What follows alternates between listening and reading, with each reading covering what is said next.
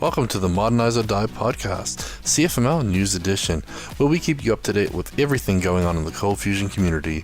We'll share the latest news on events, releases to engines, frameworks, libraries, and tools, as well as spotlighting quality content from the community.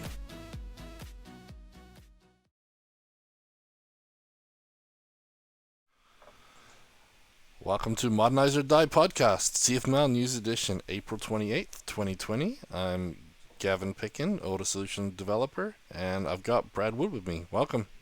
What? Where? Where'd he go? The guy owes me money. It's been a while, Brad. I know. I've been watching the TV show Psych with my daughter. It's on Amazon Prime, and every time Sean Spencer introduces himself, he gives his friend Gus like a silly name, and I swear I thought you were going with that, but I guess no. No, we can try that next time. You come up with Latin names like the Wile E. Coyote stuff. Yep. Okay, well, before we get started, we just want to thank our sponsor. So, Order Solutions is behind this podcast, and they're doing a lot of work to make sure we can spread the word about everything CFML and try and grow the community. And one of the ways that they're doing that is actually doing live training. So, a lot of live training in person usually, but right now, online training is where it's at. So if you guys are looking for live training from anything related to ColdFusion, basically, we have a lot of courses made up for ColdBox, CommandBox, ContentBox, TestBox, you name it, we have the training. And if there's something special that your company needs as well, we can actually do that a la carte. So you can get basically the creators of the box product themselves coming to teach your team. So if you'd like to do that, we can do that online. We can schedule that for you. And obviously, once travel and everything returns, we can do it in person at your site or at a site of your choosing. So, like the beach. Everyone's going to be going, let's go on a cruise ship. Let's do it there. I am totally down with like a cruise ship training. I'm just going to throw that out there. Once this COVID-19 stuff is over, we do like a cruise with your development team. We train you on ColdFusion and the water slide on the top deck. It'll be great. Yeah, make it happen. That'll be a pretty good one. And then, of course, we also want to thank our Patreon supporters as well, because right now we're about almost 50% funded for these podcasts from Patreon supporters. Woo-hoo. So, what happens when we hit 100%? Like, do we actually buy the studio that's in the virtual studio in the background for real? Good question. Maybe we can get some of those upgrades we've been wanting. But yeah, so right now we're almost 50%. So everything that basically gets committed to our Patreon account goes towards funding this podcast. And then once we hit that 100%, then the next project will be, CommandBox, ForgeBox, or other tasks like that we're aiming to keep improving on. So all of the Patreon support goes to this podcast and our open source products and movements. So we thank everybody for that, and if you want to find out more, you can go to patreon.com/ordersolutions and find out about our interesting packages and find one that works for you. And thank you to everyone who signed up lately. We've had a bit of a push lately, so I really appreciate that. Excellent. Yes, thank you very much. Okay, so what do we got today, Gavin? Well, we got some news. So Eric has been working really hard and got all the documentation for Quick 3 done. So now the beta has been released after a week or so in alpha. Don't you mean beta? However you want me to say it, because apparently I always say it wrong. No, I like it when you say beta. Beta? Yeah, my kids always tease me about saying pizza. Pizza? Like, yeah, pizza instead of pizza. Oh, yeah, I like that. I'm hungry now. Yep. Keep moving. Anyway, so Quick 3 beta has been released. We're on track for Into the Box release of the final. So please get in there, try it out, check out the docs. If there's something missing, let us know so we can make those improvements and changes. Eric said that he wants to thank those brave souls who've been testing the alpha as he's been building it, and it's been fun though, because as we break stuff, we fix it, and so it's kind of neat to work on some of those projects with Eric. And I'm really impressed with Quick 3. I really like the way it's worked. As I started using it in Quick 2, so I know that Quick 1 up to Quick 2 was a big jump, and Quick 3 has a lot of really nice features now. So hopefully you guys can check it out and really start to play with it. It is really nice to have people willing to be on the bleeding edge, because getting that feedback loop reduced to a couple days after you put a bug in something is such a big difference from you release it as a final version and then people test them and they're like, oh, hey, you broke everything. So kudos to those brave souls out there. And in case, I know we pick up new listeners all the time. In case somebody doesn't know what Quick is, if you're like, what, like the quick of my fingernails? Like, what are you talking about? Quick is a purely ColdFusion based ORM that's basically kind of nothing like the built-in Hibernate that's in ColdFusion. It's very functional and it's copied from some really clever PHP frameworks, and it's built on top of the QB project you may have heard of, which is Query Builder. So just in case you're like, well, I don't know what they're talking about, Quick is an ORM, does all the database saves for you, built on top of the Query Builder. So. Yeah, that's a good point. And it's really nice to use. It's just simpler, and it does really allow you to work quickly as well, as the name says, and performance is pretty good too. So I definitely recommend checking it out. It's definitely a step up, and if you want to keep away from the Hibernate stuff, I think it's a great avenue for those who are wanting to stick closer to their queries, because this still allows you to get into the queries, but does give you all those nice helpers and everything. So definitely go check it out, please, and give us that feedback. Okay, we also have a new Audis book out there. So CBAuth now has its own sort of docs on our GitBooks set up, and so thanks to Wil De Bruin for doing that. He's been writing a few blog posts, which we'll talk about a little later, about CB security, and a big part of CB security is how CBAuth works. And so he's worked with Eric to try and get that updated and out there. So if you want to check that out, you can go to CBAuth. I think it's audisbooks.com. I've just lost the link. How many books do we have? 1, 2, 3, a lot. 4, 5, 6, 7, 8, 9. We have almost 30 different books. A couple of these may be some internal ones, but yeah, we have quite a few books out there on GitBook. Just for those who are watching, so audisbooks.com, you can come up here and you'll see our commercial products, our open source products, the frameworks, and then we've got books like the Modern CFML in 100 minutes. We also have books for a lot of our modules in here too. And I don't even know if ColdBox Auth was added to the list already, so they're on it. Dang, we're fast. Yep. Well, CommandBox modules too, so the Fusion Reactor CommandBox modules, .env, so a lot of great content there. So if you don't know what book or where the books are, go to audisbooks.com and we have everything there that we have out. And so we've been migrating stuff over the years to the Git books, and we're pretty happy with the format, and it's got a lot of great stuff there. And remember, if you find typos or just anything missing, you can send pull requests to all these Git books. So I love pull requests to the docs, because those are easy. I just look at it, I'm like, yeah, looks good, merge. Yeah, no, I can merge those all day long. Yep, it's definitely a big thing for when we do the Hacktoberfest. I always recommend people go there and just basically dive into the documentation, because I'm sure there's lots of bugs and issues whenever we do a big push.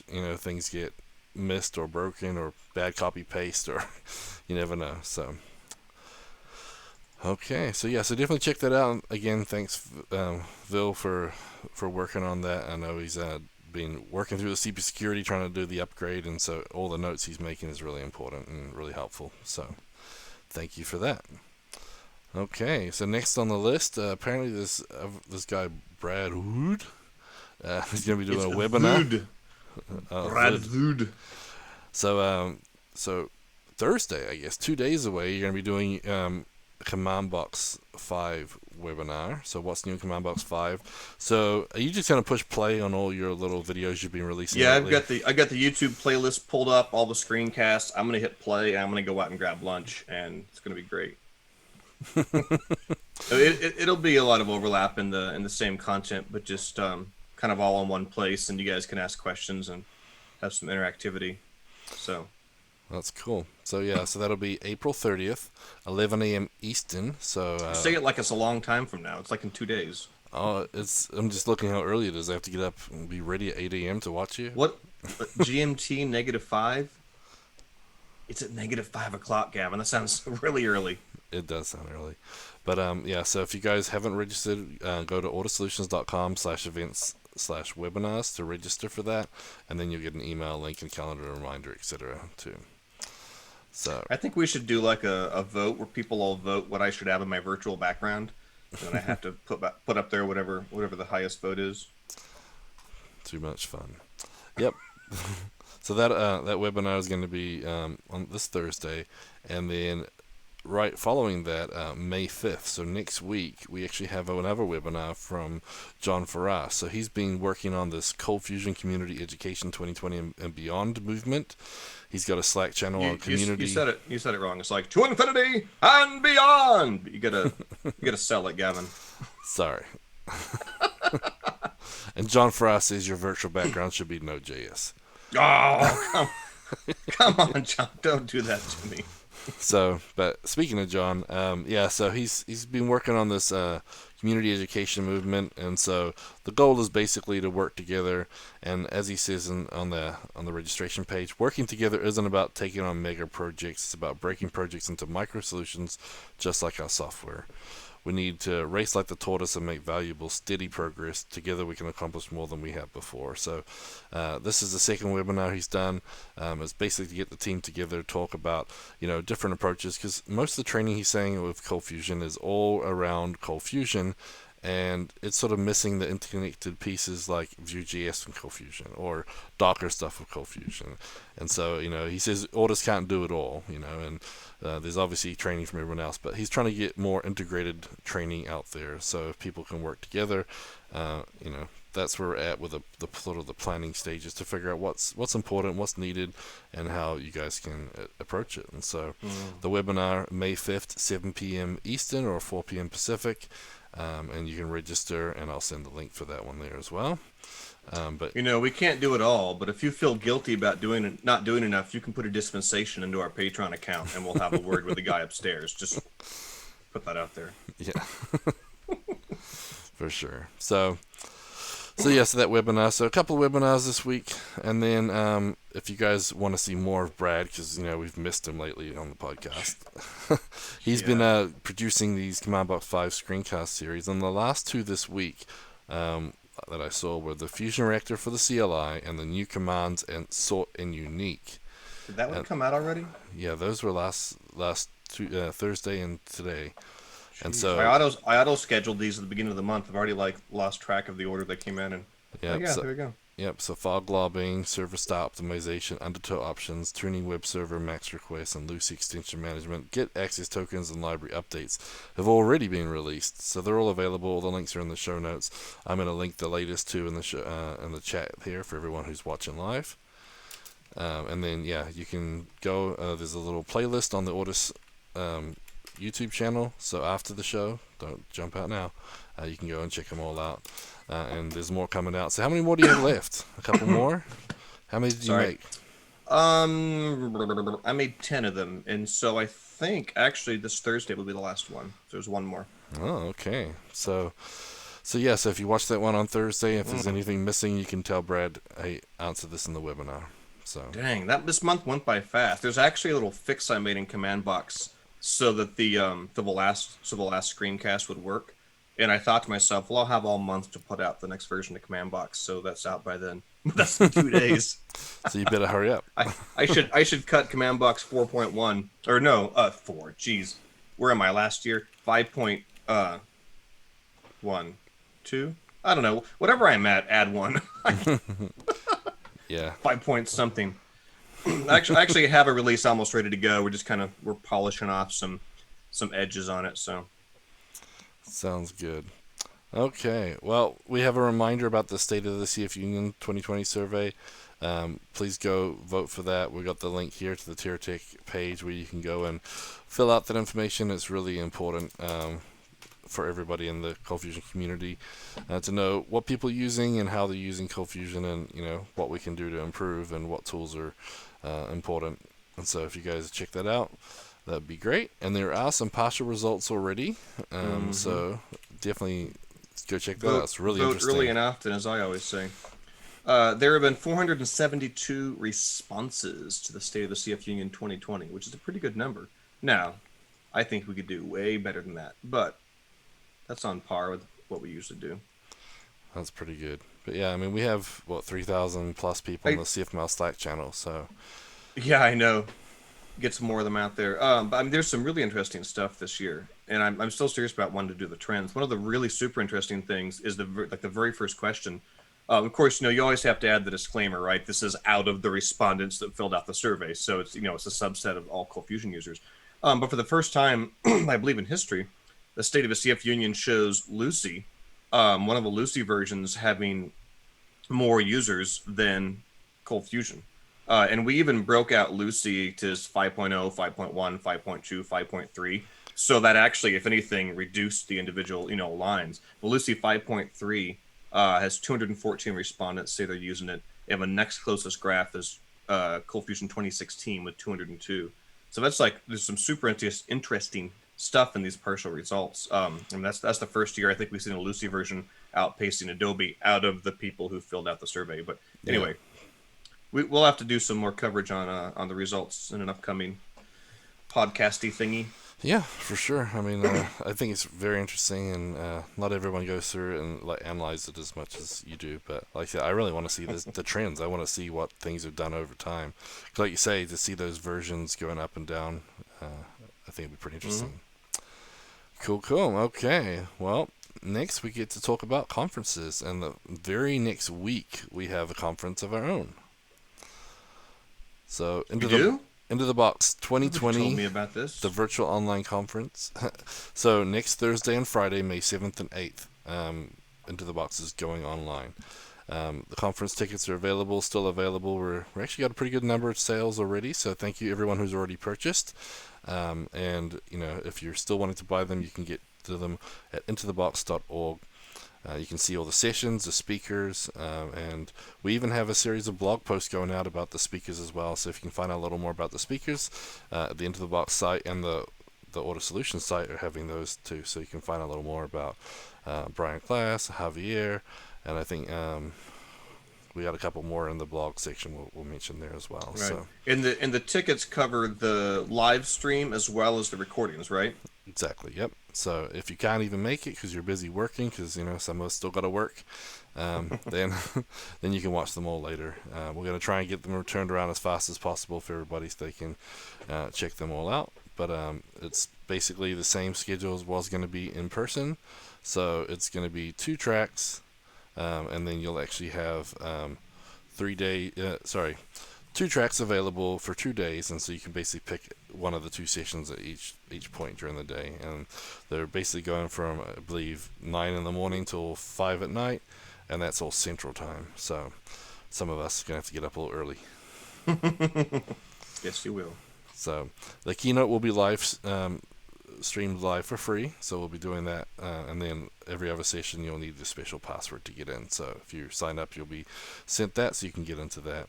And we're doing it through Zoom, so you can have the ability for asking questions. We can actually unmute microphones and ask questions and raise hands, etc. So we're trying to make it the most interactive we can.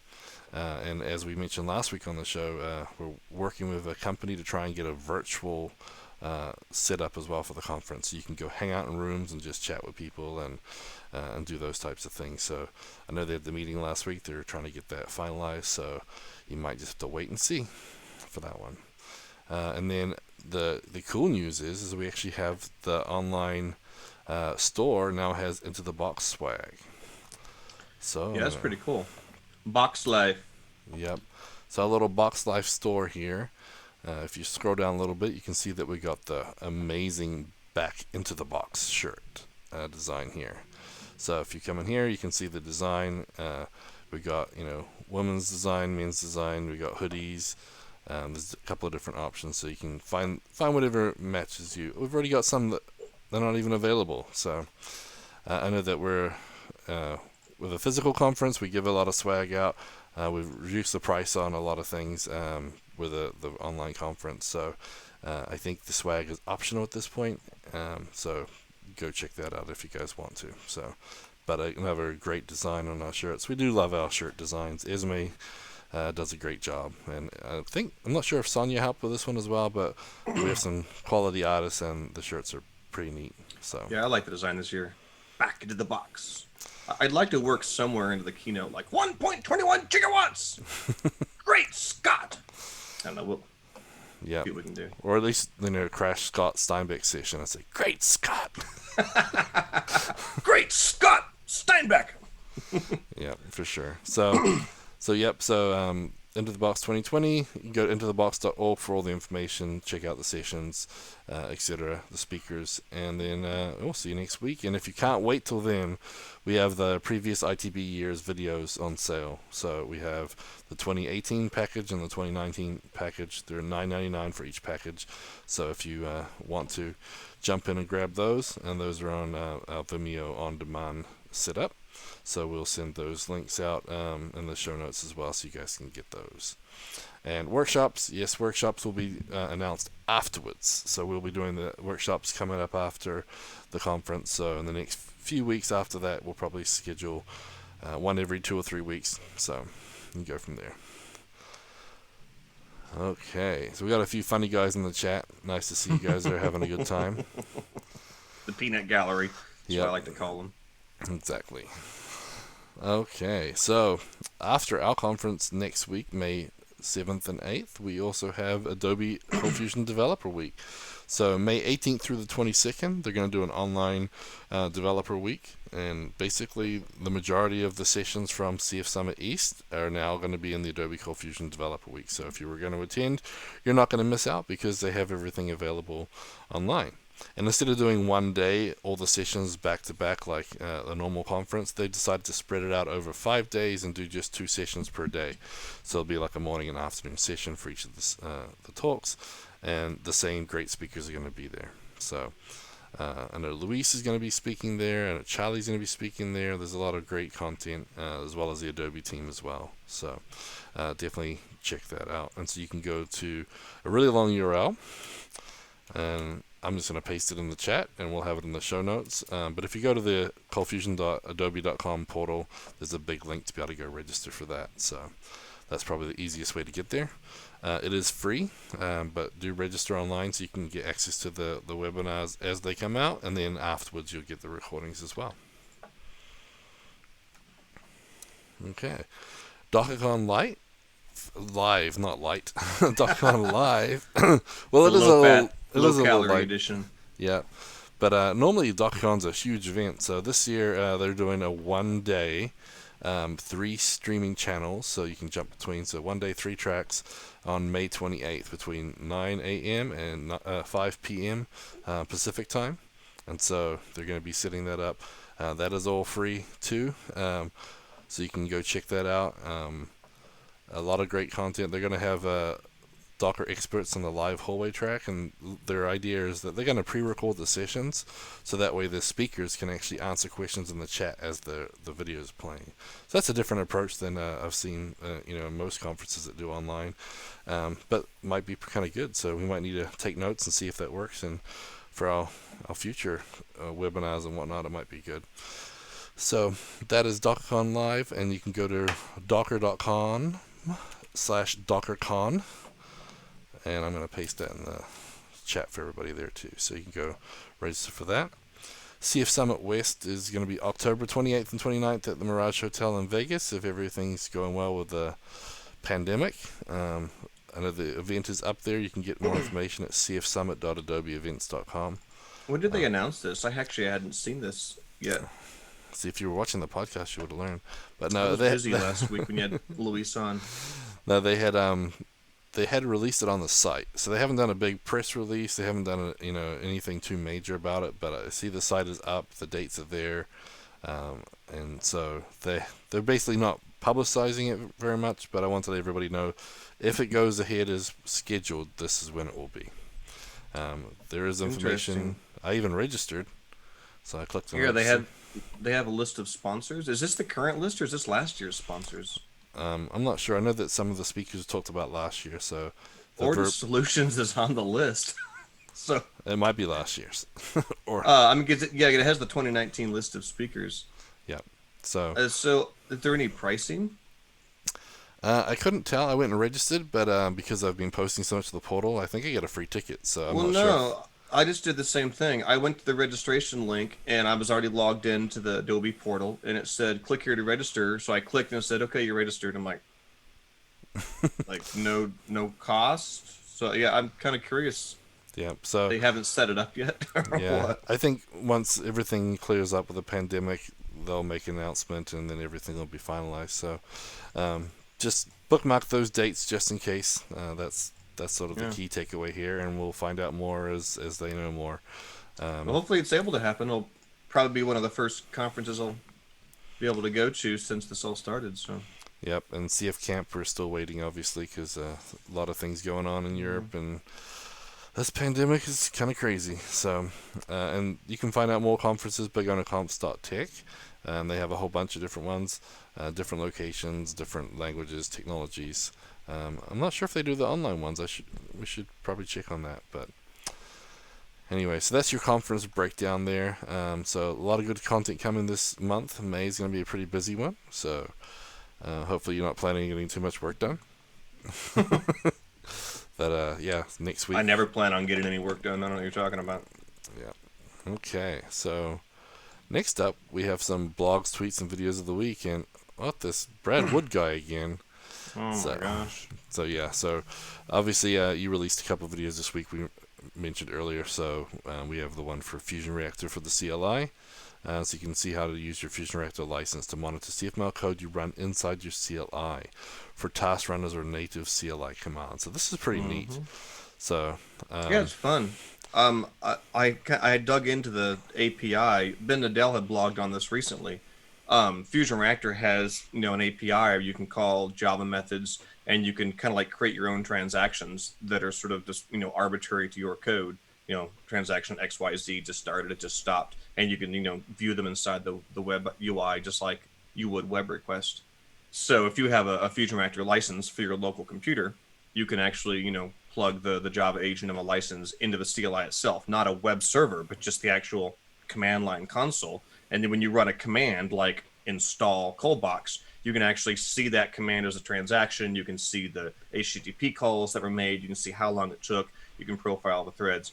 And so if you're doing stuff with like task runners that you write and you run, and you want to profile, maybe they're doing database calls, you can do all of that just right inside the CLI with the Fusion Reactor license. It's pretty cool. So yeah, that's what the screencast was that came out today, I believe. yep, pretty cool. Okay, so next we do have one from Ben Adel, and this one is a one about using graphics magic again. He's continuing on that little series. I'm going to share my screen so we can always check out the Ben Adel pictures. But also he has the videos, and a lot of these now he's doing a video to make it more explanatory. So definitely check these out if you don't have time to read everything. The videos are pretty neat. But basically this one here, he's talking about taking an image and making it semi-transparent so we can overlay the image a certain way. And so he just talks about that operator. And so he's got the little, the command line tool and tells you how to use it. So if you guys are looking for some more power in your graphics tools, this graphic magic is pretty neat. And so he's got a lot of different functionality, and I think quite a lot more than the built-in stuff has actually. And it's pretty neat. And we talked about the process builder setup that you showed him on Twitter. So he's got some blog posts about that as well for sharing that. So a lot of good code, a lot of good examples, and the videos really make it easy to get to the bottom of it. So if you guys are looking at using graphics magic or another tool for image manipulation, definitely check this out. The semi-transparent stuff, or if you want to use like create watermarks or just layer things, it's pretty neat. Okay, so this is a one from Steve Nealon. He's been away from ColdFusion for quite a while, working on some other projects, and he was back playing with CommandBox and TestBox. Yeah, I haven't seen Steve in a while. Yep. So Actually, it's been a long time since I've seen him in person. This might have been one of the last CF objectives. yeah, that's the last time I've seen him. I'm not sure. Yeah, he hasn't been around online, so it's nice to see him talking about ColdFusion again. Yeah, so he ran into this era that a lot of people ran into with the latest version of Java and Lucy not being able to load an agent dynamically with 5.2.9. And so this is a really stable version, but the version of Java messed it up, as you explained here. So, he was showing you how to start a different engine, and most people using CommandBox are familiar with the CF engine equals, and then you choose what version you want to run. But the thing I thought was interesting, he showed you how to create a default global engine. So you can actually use your box config set server.defaults.apps.cf engine, and then this way, basically, if you don't define a CF engine on the box start, it'll default to this one if there's not one in the server.json. And so that way, if you guys are using the same one everywhere, maybe you're using Adobe all the time and you always want to use Adobe 2018, you could set that up as your default.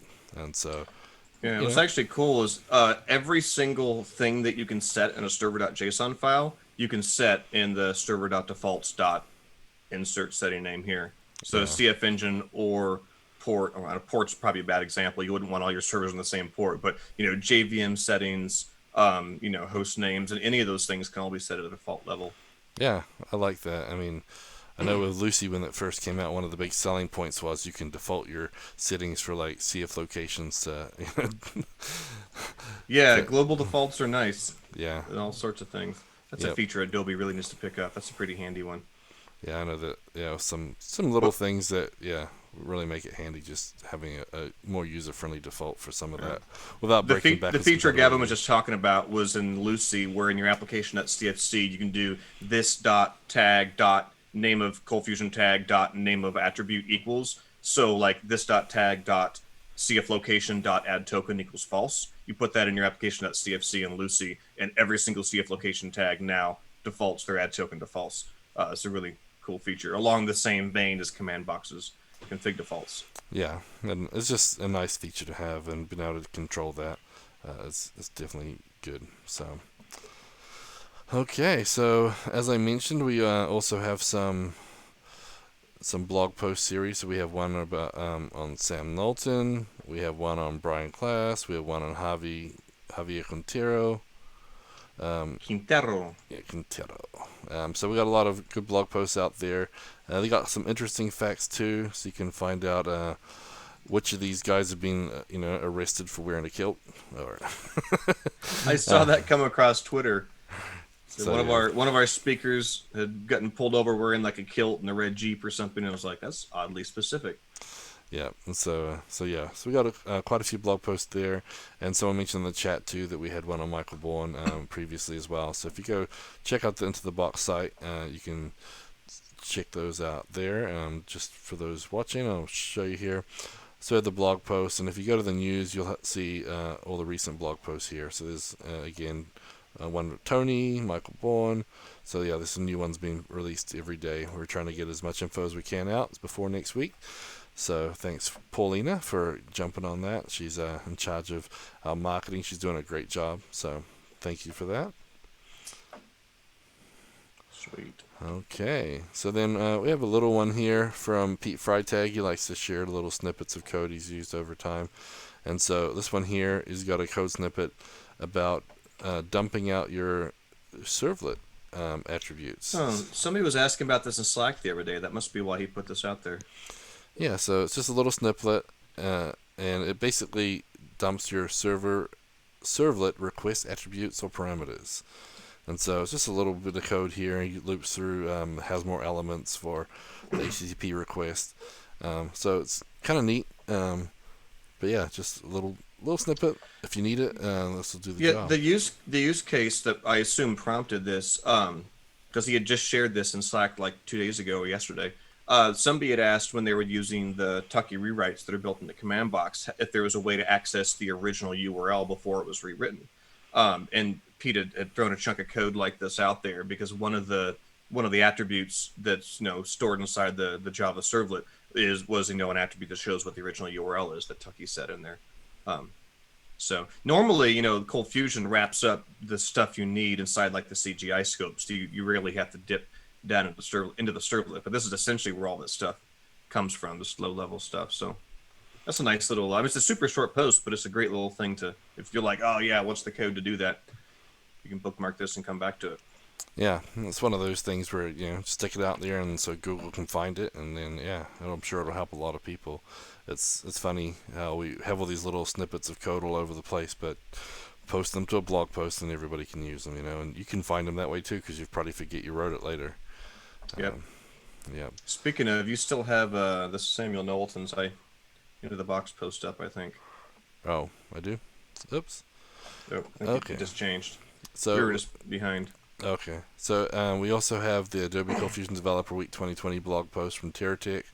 So this one sort of rolls through it and gives you a breakdown of the history of, you know, the different things in the session. So here you can see all the sessions. So they just wrote a little description up there. So if you guys want to find out more about that, TerraTech has a great blog post sort of spelling it all out.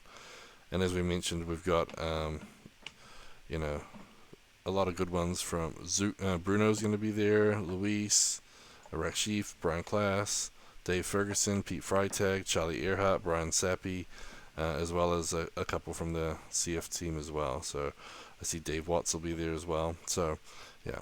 So if you want to find out a little more, the TerraTech article has it, and I think Adobe even has some more on the portal site as well.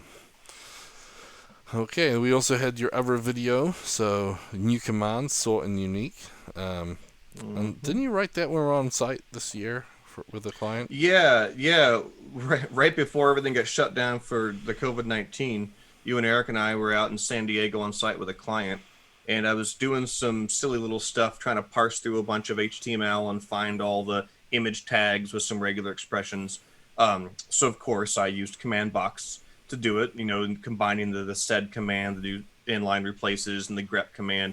And I wanted to be able to get a unique list of all the files that were missing that we needed to go copy over from somewhere. And so I wrote a sort and a unique command modeled after the similar commands in Bash that inside of CommandBox allows you to take a, a file, and sort all the lines or condense all the unique lines down. They're very simple but handy little helpers that make CommandBox a bit more productive for you. And that's what I cover in the screencast. And I also talked about a little something I added to the grep command, which is something that Bash's grep command does. You can add a count attribute, and instead of just because what grep does is it takes lines of output and you give it a regular expression, and it filters only the lines that match the regular expression. It's kind of like the find command in Windows. Then the count parameter just reduces that down to the number of matches. So if you were searching through a giant file and you want to know how many lines match the regular expression, you just add the count flag to the end. It says 100 or whatever the number is. So Cool. yep. Yeah. Little things like that, quality of life improvements are always good. As a Windows developer, CommandBox kind of is my shell. I don't have Bash available to me. And I don't necessarily care for a lot of the like the Sigwin, where they're kind of like the Bash and Windows bashes, largely just due to their handling of the file system is the most annoying thing to me. I haven't found a good Windows-based kind of Bash replacement that makes the file system as easy to handle. So I kind of just live in CommandBox and I add the useful stuff to it that it misses. Yeah, I mean that's the thing is, I don't notice all the pain points that people complain about with Windows because I'm using CommandBox. Like you say, it definitely replaces a lot of it, and yep. Okay, so next on the list we have another blog post from Ben Adele, and this one here. Oh, look, Kev McCabe. Haven't seen him in a while. Hope he's doing well. What? But the picture in the blog post. I'm like, Yeah. where do you see Big Mad Kev? But yeah, this one's talking about the default MySQL driver settings do not appear to truncate long text in Lucy. So he's got a blog post including a tweet. But basically what Ben was doing lately, if you haven't been watching, is he's been working on migrating his blog content out of a database into markdown files, and he's been processing them all using all these techniques, and a lot of blog posts have centered around it. But he says he felt like an amateur because on ColdFusion's default settings for the MySQL driver, when you insert data into the database, it allows you to insert as much as you want. But when you pull it out, it only pulls out 64,000 characters. So on some of his blog posts, he has a tendency to have a long blog post. So when he was reading them out of the database, the default was only pulling out 64,000 characters. And therefore, when he did all his manipulation and did all his work and then saved it as a markdown file, he was missing some of his blog posts. So he basically talks about how that bit him, and how he tested in Lucy using CommandBox and figured out that that doesn't happen with the default driver on Lucy. for the MySQL. And that's interesting. I'd never noticed that. I mean, 'cause I've definitely done the exact same thing before, where you're selecting really long chunks of text and you're like, oh, they're getting truncated at 64,000 K or characters or whatever the limit is. But I didn't realize that in Lucy, the driver defaulted it to being on. I mean, I think it's probably the better default. I mean, I know it's probably for your protection. If you accidentally query from some giant table and you just select star and there's some massive like varchar max column, you can pull back a ridiculous amount of data. But I mean, generally speaking, if I select it from the database, I want it. So that's kind of interesting. I'm curious if it's actually Lucy's doing, or if the actual driver Lucy's bundling just happens to do it. I'm not actually sure. Yeah. Because he mentions that the checkboxes in the interface are unchecked, but it was still defaulting. Yep, it was pretty interesting. And so, I mean, he runs through, does some examples, spits out some code, does, checks length and everything. Yeah, the values are turned off by default, but, they still work. Well, so. the checkbox in the UI is turned off by default. What would be interesting would be to debug the actual JDBC URL behind the scenes that's being built. Because my first thought is, well, maybe there's just a bug in the JDBC URL has the flag to turn it on. The second thought is maybe the driver itself just flipped the default. That would be interesting to dive into. Unfortunately, there's not a really good way I found to be able to see the underlying JDBC URL that's generated by your data sources on the front end. Even Fusion Reactor doesn't show you, the full URL. I don't even know if it has access to it, to be honest. I think I asked about it. That's an interesting mystery. It's interesting twice, because it's interesting that, Lucy has enabled by default, and it's interesting second because, but why? It doesn't look like it should be. It's a mystery. Very interesting. Yep. So and Charlie does have a good point that Adobe, he just mentioned in the chat here, Adobe doesn't even come with a MySQL driver bundled. You have to grab your own driver. So it's entirely possible that it's just a matter of the driver. Charlie also says you can see the JDBC URL in the CF admin. Do you mean the Adobe ColdFusion, or do you mean the Lucy admin? Because I don't believe Lucy has a settings summary page like you're talking about. Right. So I was specifically talking about Lucy, not Adobe ColdFusion. But that's a great tip, that because Lucy doesn't really have that page like Adobe has. Adobe, what Charlie's talking about in the chat. Adobe has that kind of settings summary that basically just dumps out everything about your server, which is probably great for their support team. We're like, hey, copy and paste the settings page. All the jars are in there, the exact versions, the Java version, all the data sources. Lucy doesn't really have any such kind of just, full dump of all the settings. But yeah, that's really good to know, Charlie, that the full JDBC URL does show for Adobe ColdFusion. But as far as Lucy, I don't know that there's any way to see the URL. But anyway. Sounds like a ticket request there for Lucy to create that page. Does. It makes me want to play with it, because now I'm curious, but I have way too many things I need to do. I don't have time for another rabbit hole right now, even though I'm really curious to get to the bottom of that one. Okay, we also have a video. Matt Clemente again was doing a live stream last week. And so CommandBox Task Runners, Learning by Trial and Error Part 2. So he's continuing. He's changed his date, I think, to Thursdays now.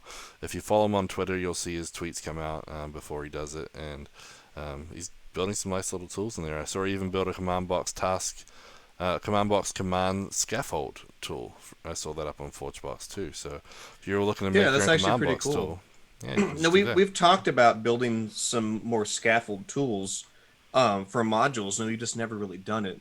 The problem is, modules are such a generic thing. Building a scaffold for a module, was it a ColdBox module? Was it a content box module? Was it a CommandBox module? Should it have commands? Should it have handlers? Should it have views? It's difficult to create a scaffold for all the different use cases. And Eric Peterson had a really cool module template module he had made a while back, a couple years ago now, several years ago, that created the Git repo and the Travis build and everything. But we had never made a scaffold specifically for CommandBox commands. To be honest, whenever I made a CommandBox command, I would usually just go copy the source to one of my other commands and just go through and replace everything. But this is pretty cool that Matthew Clemente has been working on that. on a scaffold for CommandBox commands. Yeah, it's real simple. Just gives you the base module config, and then it has one command with just some documentation and a little example of how how your help text should be written, etc. Mm-hmm. So nice little thing, and then it has a link straight to the documentation, so you can find out more about it, which is always useful. So Yeah, and Matthew's been coming across some really interesting, not bugs but enhancements and things. Well, and he finds bugs too.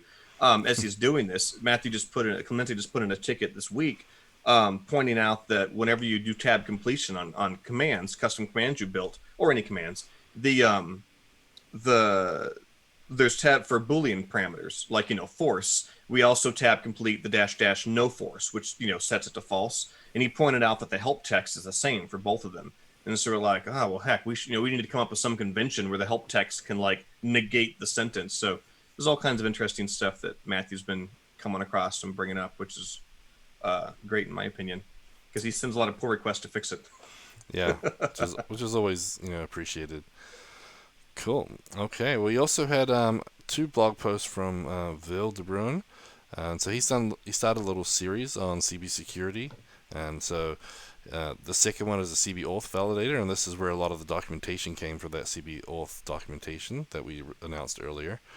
So he's walking through, gives you a rundown, some nice, setup, and he even has some examples on his GitHub account as well. So he's really taking the time to really document this nicely. So there's a simple app here on GitHub for CB validation. But yeah, there's a lot of different stuff in here. He walks through all the different pieces. So if you guys are looking at using CB security, definitely check out his series as well. Like I said, he's got an overview of CB security. This is the CBAuth, and he's trying to get that information out there too. That's pretty handy. I've seen several people mentioning that kind of switching over to a new version of CB security was a kind of a giant change to figure out how everything worked. So and Wil was one of them. So it's nice to see him putting some information out there to help demystify what it all does on top of the docs that we already have. Yeah, and that's the thing. I mean, it is a big step. We're really sort of trying to incorporate other modules. So CB security now ties in CBAuth, and it has the JWT stuff, and so there's a lot of moving parts in it, and so it wasn't obvious to him when he first went through.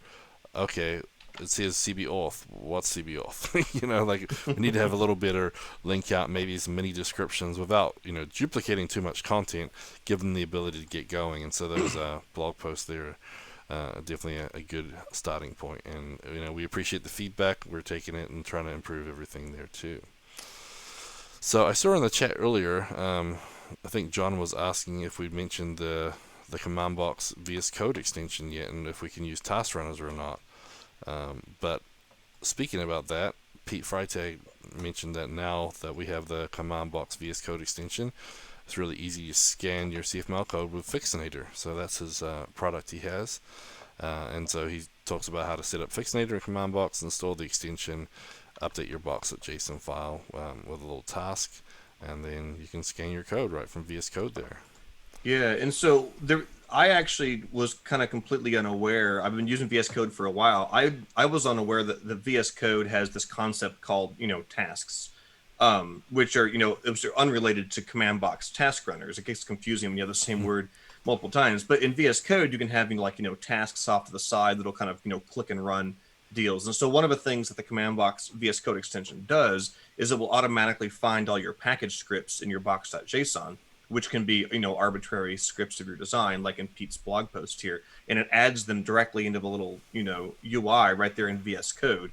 And so as Pete's blog post is showing, he has a package script in his box.json, which the CommandBox VS Code extension sucks in and shows as a little task in the VS Code UI, and then click on it and run it. So I was like, the first time I saw it, I was like, wait, what tasks? What are tasks? And I realized, okay, it's a VS Code thing. So this is a nice little tie-in. I like this. And we tend to have package scripts in a lot of our projects, Gavin, too. Stuff for like running CFLint, stuff for running the docs or running tests. We'll just package those up as a nice little package script, and you can run it with the run script command in CommandBox, or now with VS Code, click your mouse, which is pretty handy. Yeah, I mean, we'd use it for using CF format to check the formatting it. a lot of different stuff, and yeah, so that's pretty neat. So it's pretty cool that you can set up Fixinator, and as Charlie said in the chat, the extension and the tool are both really neat. Fixinator is really amazing. I think, didn't he announce it into the box last year? So it's been out for a year now. Fixinator? Yeah. Maybe I've lost track. I think he did. He talked about it as part of the keynote, I believe, and he did a session on it as well. I mean, it's a really cool tool. Definitely want to check that out. Very, very cool. So, okay. Oh, and Luis, he chimed up. You can run your tests from the from the tasks if section. you have tests, that is. Uh-oh, you're gonna get yourself in trouble there, Brad. So you guys need to make sure you're signed up for Into the Box, because Luis has some freaking awesome async stuff in ColdBox 6 that is going to blow your socks off. And Luis gave me a little sneak peek of his presentation, and he's tying together like watchers and CommandBox and package scripts and like VS Code stuff, and he's doing like this really cool live coding example, and it involves like running stuff in the command line. It's pretty sweet. You guys aren't gonna want to miss that. Yeah, he's really stepped it up in the VS Code presentation mode. He's gone Vencat on us. Oh shh! Yeah. Don't give away too much. You get a bait him, Luis. I hook him, you reel him in. Yeah, some pretty cool stuff there. So, okay, we also have a podcast too. So this one is by Kai Koenig. He's actually made it into the box this year, since we're not actually in Houston. He's gonna check it out, but he's got a podcast as well called Code Cafeteria. So him and Miguel and Lara, they're friends that start this little podcast. And this one, episode 8, they're going to talk about dead technology. So it's going to feature, perceived dead technologies like COBOL, ColdFusion, CFML, Prolog, Visual Basic, and Java. Yes, even Java, he says. And so they're talking about it, perceived technologies, and it all started because of the whole COBOL thing that came out of the New Jersey government needing. Well, yeah, there's some like loan application app or something. I've been seeing it all over Twitter. And they had like a ColdFusion, website and some COBOL backend. And of course, it was having problems handling all the load of all the loan applications coming in. Unfortunately, I've seen a lot of people throwing shade at ColdFusion. Like, oh yeah, their site crashed just because they're on ColdFusion. Well, no. I'm sure they may need to do some performance tuning, but the fact that we're using ColdFusion wasn't why the site crashed. But yeah, it's kind of interesting. It's at least thrust some older technologies back in the limelight, at least from what I've seen on Twitter. Yeah, and as Luis says in the chat, Ruby too, because I know Ruby's getting the whole Ruby's dead thing lately as well. Pretty interesting. I remember back around 2008 when all the Ruby hipsters were looking down their nose at us ColdFusion people. I'm a Ruby developer. You're still developing ColdFusion, and now they're in the same place we were in 2008. Yeah, there was a big company here in town that were had a whole bunch of Ruby developers and stuff, and that company shut down. They, now they're all doing work in different places, doing different things, but interesting. So anyway, the Code Cafeteria podcast is pretty neat. It's pretty fun. They talk about. So what is this Code Cafeteria? So it's just a podcast Kai started with Miguel and Lara. So this is actually his podcast? Yeah, so he's a German who's living in New Zealand. And then his friends Miguel and Lara from Spain, who are now living in Germany. And they met at an Android conference a while back. They do Flutter and different things. And Kai still does ColdFusion as well. And so they just talked about different things. They talked about the Switch one day, Animal Crossing another, learning communities, all sorts of different I saw stuff. his tweet on this, and I assumed he was a guest on somebody else's podcast. This is pretty cool. This is actually a podcast he helped start. Yeah, it's just something different, It's pretty relaxed, and yeah, I've listened to a few of them. They're talking about the whole best development OS as well, and they had the whole Mac, Linux, Windows debate, and I almost did a special episode with Kai talking about how Windows isn't as bad as everybody thinks it is, but yeah, because they had some guy come on there and talk about BSD, as well and stuff. So. CF Camp last year, one of the big sponsors was a company that sells Linux laptops. And they had a whole session on like using Linux for your development machine. It was really interesting. It made me think of that. Yeah, I know. Was that the? Trying to think of the name of it. Dang it, it's gone now. The name of the company? Yeah. I don't remember. If I heard it, I might remember. But I remember Kai talking about it. If I recall, I thought it was a CF Camp tuxedo or something. That's what I thought They it was. had little penguins with tuxedos, but I don't remember if that was. I probably have my like conference stickers from CF Camp somewhere in my office that probably lists whatever the company name was. Yeah. But yeah. Okay, well, that wraps up our blog news for the week. Some good tweets and videos in there as well. Okay, so next we have Find a Job.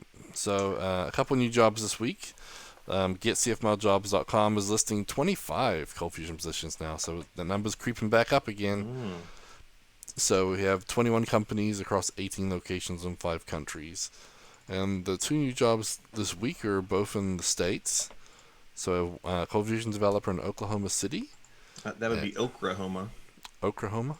That's how I like to say it. And then ColdFusion developer Secret Clearance in McLean, Virginia. That one sounds exciting. Secret Agent Man. Yeah, Tuxedo Computers. Charlie just put the link in the chat. You're right. Cool. Thanks, Charlie. Yeah, and so a couple of jobs there. One of them sounds pretty spy-like. So if you guys are looking for some work, that's a good way to check it out. GetCFMLJobs.com has quite a few jobs, and they scrape the listings from several providers. So this one in Oklahoma says they prefer familiarity with CFML or CFCs. I don't know that that's an or. I know CFCs, but I've never touched CFML. Well, maybe they're talking about the old file extension. Maybe that's what they mean. But I mean, Yeah. gosh, I would hope you would know both of those. But this is what happens when marketing teams put out the job postings, isn't it? Yeah. Not marketing, HR teams. Yep. Yeah, Okay. Department Well, of Navy is this one. Sorry, I'm still just geeking out on reading all the little bullet points in here. Required 25 years of ColdFusion experience. No, just kidding. yeah, that'd be from the start, because getting pretty old now. Okay, so let's John, talk I about like your Spies in Disguise reference. That was a cute movie. I haven't seen that one yet. It's on my Yeah, list. it's one where Will Smith gets turned into a pigeon. He's basically plays himself in cartoon character. Yeah. And hilarity ensues. Tom Holland is the other guy. Yeah. Voices. I know, it looks like a good one. We have to watch with the kids. Okay, so now we're up to our ForgeBox module of the week, and this week we're going to be looking at one by Dan Card. And so this one is CommandBox env file. So this one's a pretty neat little wrapper of the property file functionality built into CommandBox, but it's all to deal with the .env files. And so it gives you certain functions you can show, and it accepts a folder and a file name, which is nice. So you can use everything other than the default, but you can do env file show, set, get, and then populate from example. So the populate from example one's pretty neat because it'll actually accept the name of a file and the example file you want to use. So usually we recommend using .env.example, and then what it does, it loops over it and asks you for the input for each of the values. So it'll actually ask you step by step for all the values. I don't think I saw this module. Yeah, so it's just snuck by you, huh? Put up 2 days ago. Yeah. It was published on March 26th. Oh no, that would be. month ago. Sorry, I saw the 26th and I assumed it was April, but you're right. That was a whole month ago. How did I miss this one? Yeah. So what's interesting is CommandBox already has a namespace called property file that has property file show, set, and clear, which most people don't even know that exists.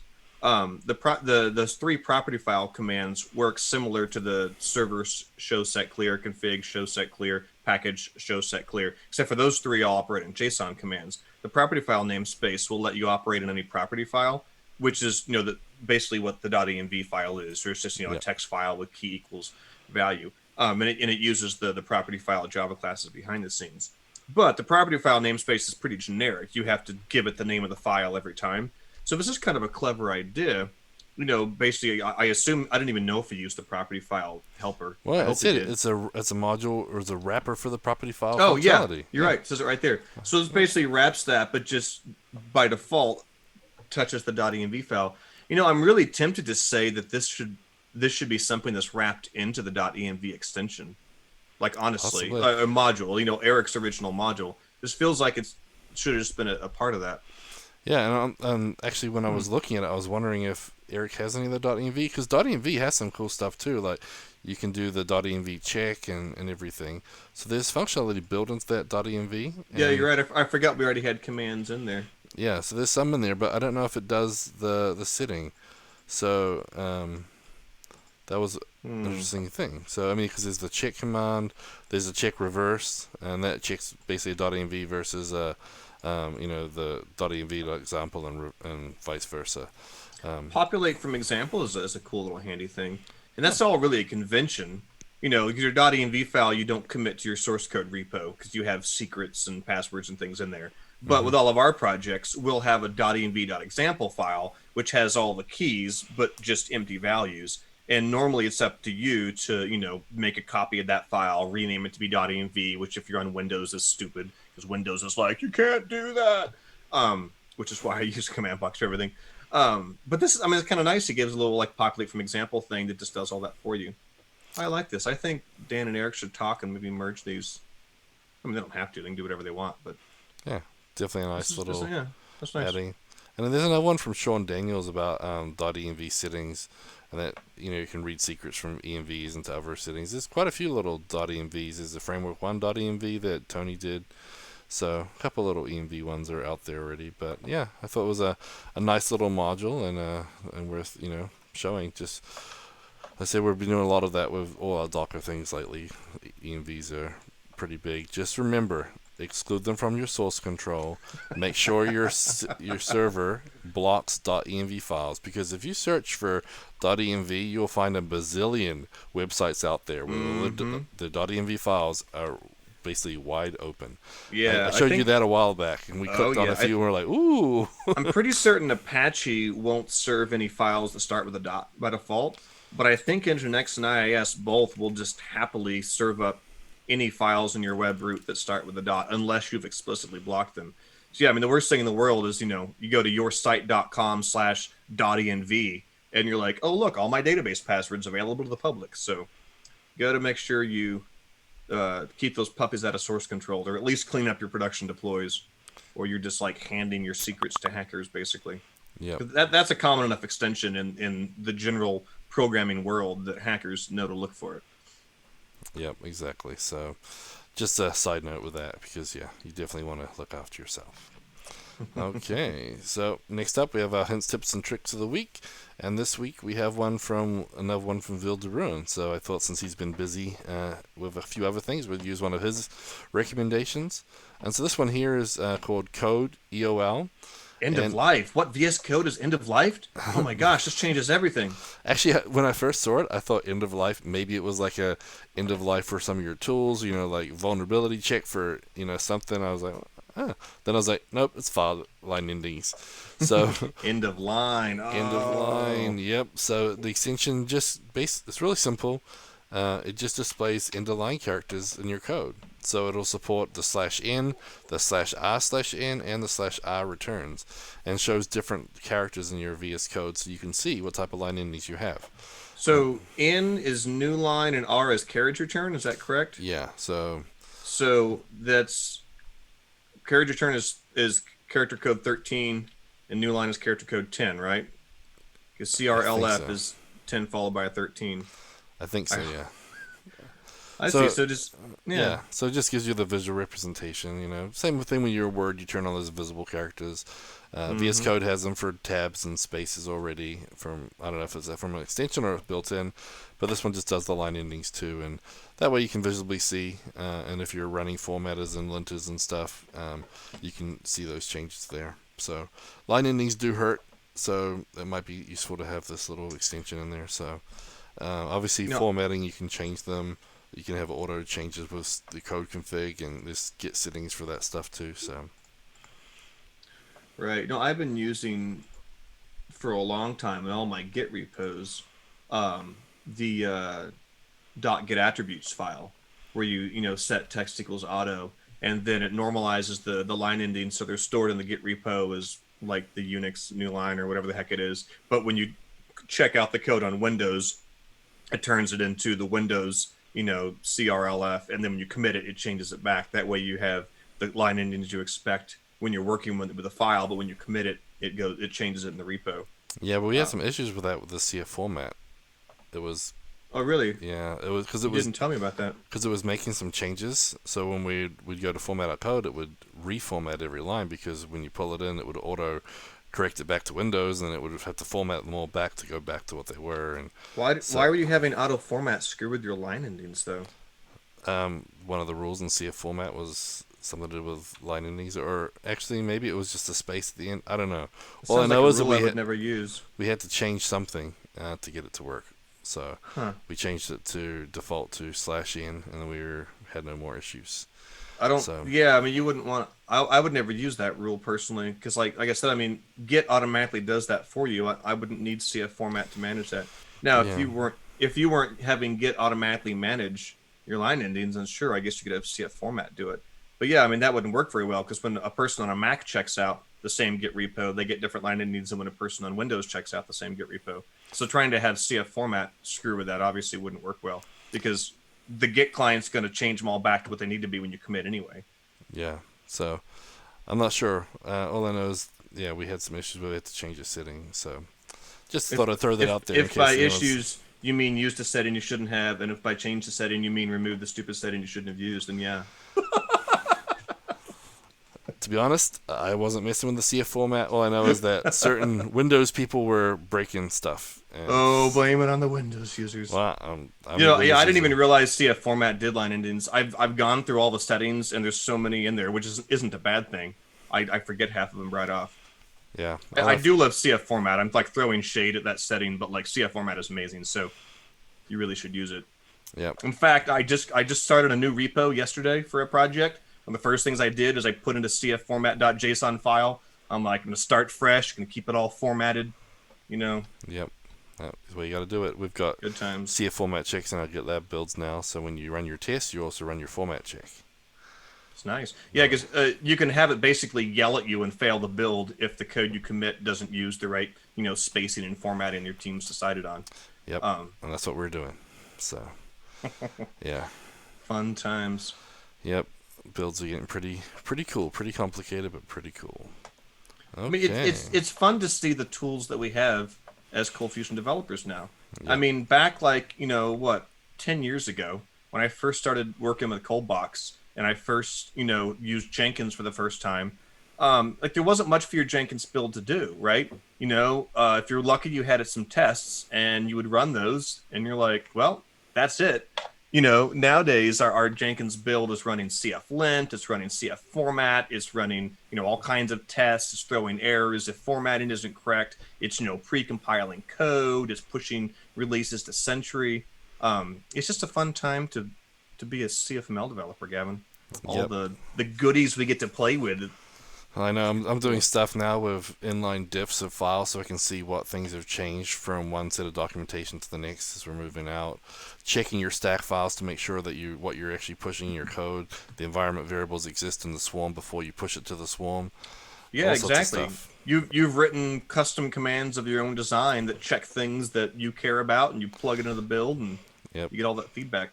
Yeah, bite me once, on me, bite me again. I better write a command for that. I haven't heard that version. That's pretty good. Yeah, there's a task runner to fix that problem. So, yeah. Okay, well, comes to the end of the show where we thank our lovely Patreon supporters. So, and you all are lovely. We really mean that. Yep. I mean, I assume you are. I can't stay out the other way, but I'm sure you're lovely. But as we said before, patreon.com/ordersolutions. You can find out how to support us there. Find a package of your choosing. And again, all of that goes to supporting the podcast. And then once we meet our threshold, the funds will go straight to our open source projects like CommandBox and ForgeBox and ColdBox, ContentBox, TestBox, and all the other boxes. We really appreciate all the funds and the other support for those of you who are unable to support financially. The pull requests and tickets and everything does help too. So we thank everybody. But I can't believe 4 of those Patreon supporters wore the exact same outfit. That is embarrassing. But they are superheroes, so True. It's always in style.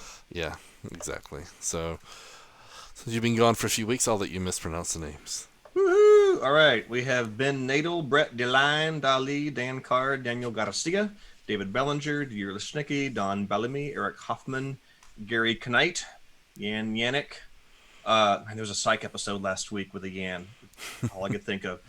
Jeremy Adams, Jordan Clark, Joseph Lamory, Kai Koenig, Askma T, Matthew Clemente, Mingo Hagen, Ryan Hughes, Scott Steinbach, Sean Oden, Stephen Klotz, Synaptrix, that's a new one, and Yogesh Mathur. Those are our current Patreon supporters. Thank you guys so much for supporting us. Yep, and if you go to autosolutions.com/about-us/sponsors, you can see all of our sponsors there, and you can see some of our other sponsors and supporters, our partners as well. So thank you, everybody, and we'll see you next week, right before Into the Box 2020. So hopefully we don't get too busy making our last-minute tweaks to our presentations and forget to do the podcast.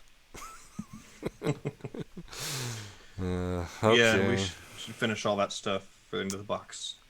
Yep. So hopefully we'll see you guys all next week, and hopefully we'll see it Into the Box as well. So you guys have a great week. See you then. Bye-bye, guys. Bye.